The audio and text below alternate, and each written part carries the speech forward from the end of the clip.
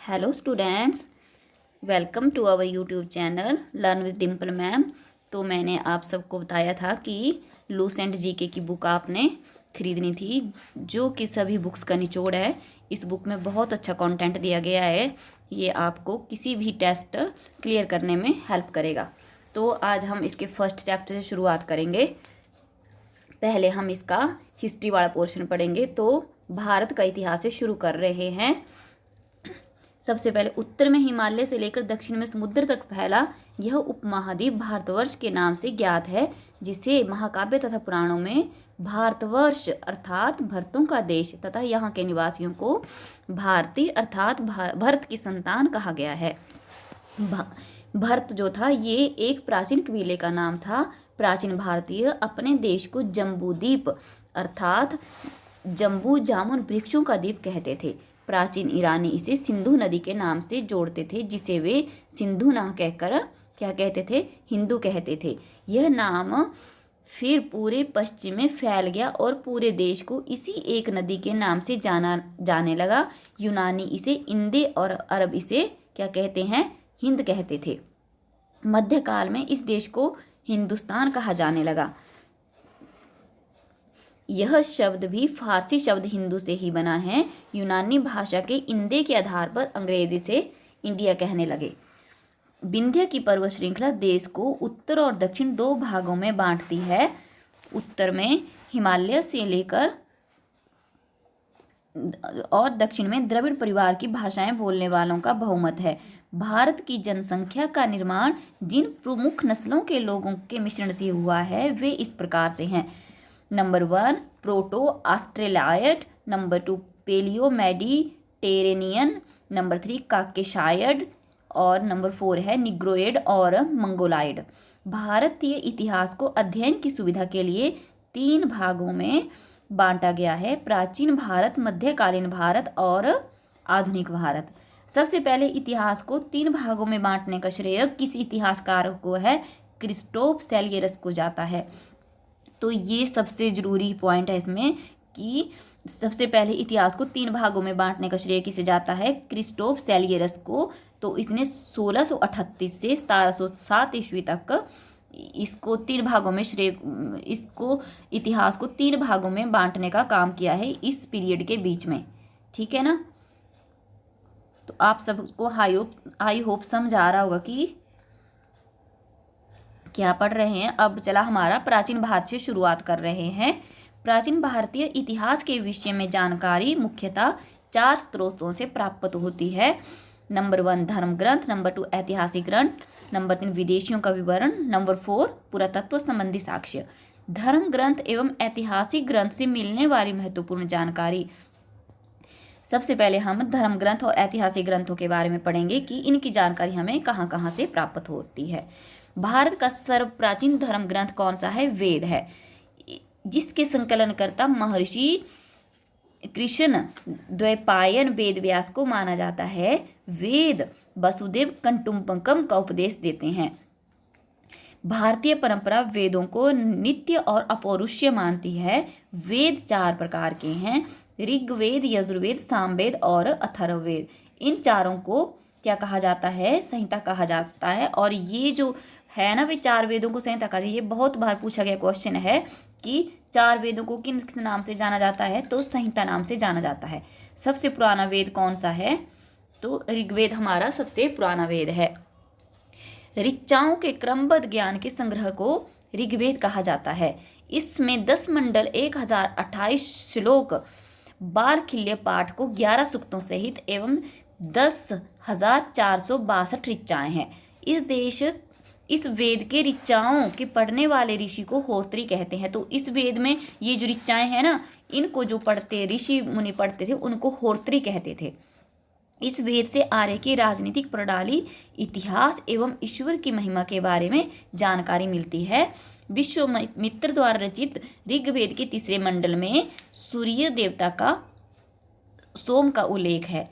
तो इसका जो 9वां मंडल है ना, इसमें देवता सोम का उल्लेख है। और 3 मंडल में देवता सूर्य की पुत्री है सावित्री, उनको ये समर्पित है। तो ये भी बहुत बार पूछा गया क्वेश्चन है कि तीसरे मंडल में, ऋग्वेद के तीसरे मंडल में किस चीज़ का उल्लेख है, तो सूर्य देवता की पुत्री है सावित्री, उसको यह समर्पित है। तो 9वें मंडल में देवता सोम का उल्लेख है। इसके 8वें मंडल की हस्तलिखित ऋचाओं को खिल कहा जाता है। 8वें मंडल में इसकी हाथ से लिखी हुई ऋचाएं हैं जिसको खिल कहा गया है। चातुष्वर्ण्य समाज की कल्पना का आदि स्रोत ऋग्वेद के 10वें मंडल में वर्णित पुरुषोक्त है। मतलब जो 4 जातियां वगैरह बनाई गई हैं, जो 4 जातियां बनाई गई हैं वो इसमें उल्लेख किया गया है, ब्राह्मण, क्षत्रिय, वैश्य और शूद्र। चातुष्वर्ण्य समाज की कल्पना की गई है, कौन से में ये की गई है? चातुष्वर्ण्य समाज की कल्पना ऋग्वेद के 10वें श्लोक में की गई है। ये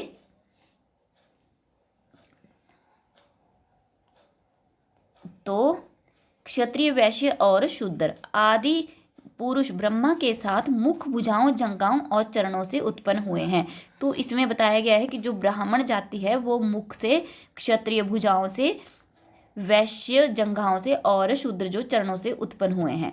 धर्म सूत्र 4 प्रमुख जातियों की स्थितियों, व्यवसायों, दायित्वों, कर्तव्यों और विशेषाधिकारों में स्पष्ट विभेद करता है। ऋग्वेद के कई परिच्छेदों में प्रयुक्त अघन्य शब्द का संबंध गाय से है। कई बार ये भी पूछा गया है कि अघन्य शब्द का प्रयोग कौन से वेद में किया गया है, तो ये ऋग्वेद में है। और किसके बारे में है, तो ये गाय के बारे में है।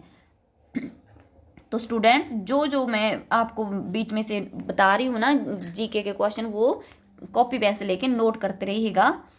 ईसा पूर्व एवं ईस्वी, तो ईसा पूर्व और ईस्वी के बारे में बताया गया है। वर्तमान में प्रचलित ग्रिगोरियन कैलेंडर ईसाई कैलेंडर जूलियन है। जूलियन कैलेंडर ईसाई धर्मगुरु ईसा मसीह के जन्म वर्ष कल्पित पर आधारित है। ईसा मसीह के जन्म के पहले से समय को ईसा पूर्व BC अर्थात before the birth of Jesus Christ कहा गया है। ईसा पूर्व में वर्षों की गिनती उल्टी दिशा में होती है। जैसे महात्मा बुद्ध का जन्म 563 ईसा पूर्व में एवं मृत्यु 483 ईसा पूर्व में हुई है। जैसे जन्म पहले हो गया है और मृत्यु बाद में हुई है, तो ईसा पूर्व सन ऐसे ही चलता था। यानी ईसा मसीह के जन्म के 563 ईसा पूर्व महात्मा बुद्ध का जन्म एवं 483 ईसा पूर्व मृत्यु हुई है। ईसा मसीह का जन्म तिथि से आरंभ हुआ सन ईस्वी सन कहलाता है। इसके लिए संक्षेप में ईस्वी लिखा जाता है, ई के आगे बिंदी।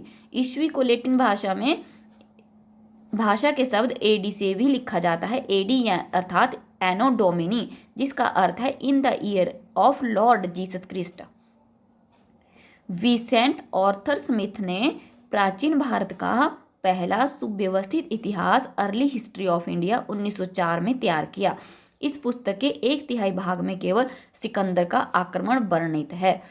तो सिकंदर का जो आक्रमण है वो किस बुक में वर्णित है? विसेंट आर्थर स्मिथ ने एक बुक लिखी थी अर्ली हिस्ट्री ऑफ इंडिया, तो उसमें इसका 1/3 भाग सिकंदर के आक्रमण का वर्णित है। इसमें भारत को स्वेच्छाचारी शासन वाला देश कहा गया है, जिसे ब्रिटिश शासन की स्थापना से पहले कभी राजनीतिक एकता का अनुभव नहीं हुआ था। उन्होंने लिखा है, वस्तुतः भारतीय इतिहासकारों का सरोकार शासन के एकमात्र स्वरूप तानाशाही से ही है। वामनावतार के 3 पगों के आख्यान का प्राचीन स्रोत ऋग्वेद है। तो ये भी क्वेश्चन आता है कि वामनावतार के 3 पगों के आख्यान का स्रोत कौन से वेद में है? तो ये ऋग्वेद में है।